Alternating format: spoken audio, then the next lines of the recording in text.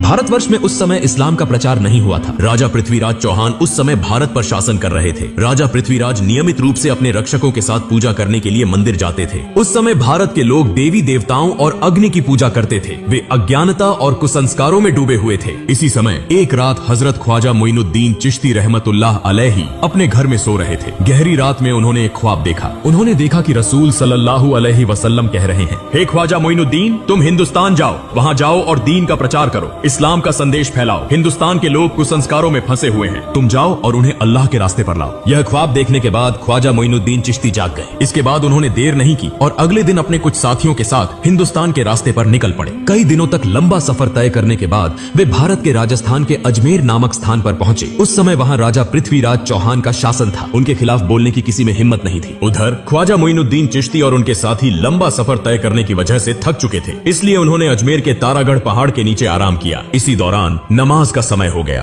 ख्वाजा मोइनुद्दीन चिश्ती ने अपने साथियों से कहा, तुम पानी की तलाश करो क्योंकि वुजू करना जरूरी है, नमाज का समय हो गया है। तब उनके दो साथी एक लोटा लेकर पानी की तलाश में निकले। कुछ दूरी पर जाकर उन्होंने एक विशाल झील देखी जो आज के समय में आना सागर के नाम से जानी जाती है। वे आना सागर के पास पहुंचे और देखा कि राजा की सेना ने आना सागर को चारों ओर से घेर रखा है। उन्हें देखते ही सैनिकों ने पूछा, तुम लोग कौन हो? इससे पहले तुम्हें यहाँ कभी नहीं देखा, यहाँ क्या चाहिए? साथी दोनों ने कहा, हम ख्वाजा मोइनुद्दीन चिश्ती के शिष्य हैं, हम यहाँ वुजू करने के लिए थोड़ा पानी लेने आए हैं। यह सुनकर वहाँ मौजूद सारी सेना जोर जोर से हंसने लगी और कहने लगी, क्या तुमने राजा पृथ्वीराज का नाम नहीं सुना? उनके आदेश का उल्लंघन करने पर कठोर सजा मिलती है। इस झील से कोई और पानी नहीं ले सकता। पानी को हाथ लगाना भी मना है क्योंकि इससे पानी अपवित्र हो जाएगा। यह कहकर उन्होंने उन दोनों को भगा दिया। दुखी मन से वे दोनों ख्वाजा मोइनुद्दीन चिश्ती के पास लौट आए। तब ख्वाजा मोइनुद्दीन चिश्ती ने पूछा, तुम्हारे साथ क्या हुआ? क्या तुम्हें पानी नहीं मिला? उन दोनों ने कहा, हुजूर, पानी तो मिला लेकिन हमें पानी नहीं दिया गया। उन्होंने हमें भगा दिया और कहा कि राजा पृथ्वीराज ने किसी को भी इस पानी को लेने की अनुमति नहीं दी है। उनके आदेश का उल्लंघन करने पर कठोर सजा दी जाएगी। उनकी सारी बातें सुनकर ख्वाजा मोइनुद्दीन चिश्ती ने अल्लाह के दरबार में दुआ की और फिर उनसे कहा, तुम लोग आना सागर के पास जाओ और कहो कि ख्वाजा मोइनुद्दीन चिश्ती ने हमें भेजा है। इसके बाद वे दोनों साथी फिर से वुजू का पानी लाने के लिए निकल पड़े। जब वे आना सागर के पास पहुंचे तो सेना ने उन्हें रोककर पूछा, तुम लोग फिर क्यों आए हो? उन्होंने कहा, हम वुजू का पानी लेने आए हैं। सेना ने कहा, हमने कहा था कि पानी नहीं दिया जाएगा। अगर राजा पृथ्वीराज चौहान को पता चला तो तुम्हारी जान तक जा सकती है। हम किसी भी हालत में पानी नहीं देंगे। तब उन्होंने कहा, हम तुमसे पानी नहीं मांगेंगे, हम आना सागर से पानी लेने आए हैं। यह सुनकर वहाँ मौजूद सारी सेना जोर जोर से हंसने लगी। उस समय उन्होंने अल्लाह के दरबार में दुआ की और अपने हाथ में पकड़ी लोटे को आगे बढ़ाकर कहा, हे आना सागर, हम ख्वाजा मोइनुद्दीन चिश्ती रहमतुल्लाह अलैहि के शिष्य हैं। ख्वाजा मोइनुद्दीन चिश्ती ने हमें यहाँ भेजा है। अल्लाह के हुक्म से इस लोटे में आ जाओ। यह कहते ही एक पल में आना सागर का सारा पानी लोटे में समा गया। इतना अद्भुत और चमत्कारी दृश्य देखकर वहाँ मौजूद सारी सेना हैरान रह गई। तुरंत ही उन्होंने कलमा पढ़ा और इस्लाम स्वीकार कर लिया। लेकिन वहाँ कुछ कट्टर हिंदुत्ववादी भी थे।